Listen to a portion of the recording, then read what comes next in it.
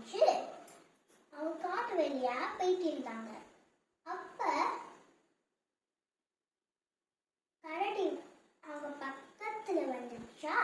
திடீர்னு சீலன் என்ன பண்ணான்னா பக்கத்துல இருக்கிற மரம் மேல வேகமா ஏறிட்டான். சீலனுக்கு பாலனுக்கு ஒன்னும் என்ன பண்ணணும்னு தெரியல. யாரோ சொன்னது நினைச்சு சரி நம்ம செத்து போன மாதிரி படுத்துக்கலாம் அப்படின்னு படுத்துட்டான்.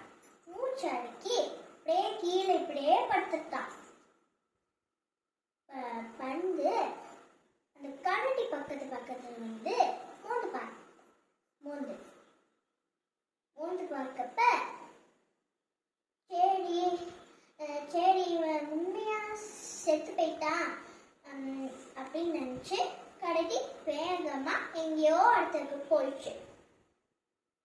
மரத்து மேல எழுந்த சீரன் கீழே மெதுவா இறங்கி பாலனே கரடி என்னமோ காதுல என்னமோ சொல்லிச்சு போச்சே அப்படின்னு சீலன் கேட்டானா.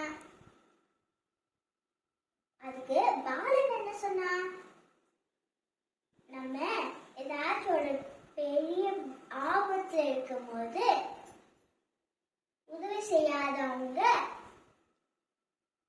உண்மையான நண்பர்கள் இல்லை. இதுல இருந்து உங்களுக்கு என்ன புரிஞ்சிச்சு? நண்பர்கள் ஆபத்துல ஏதாச்சும் ஒரு பெரிய ஆபத்துல இருக்கும்போது கண்டிப்பா உதவி செய்யணும். நன்றி, வணக்கம்.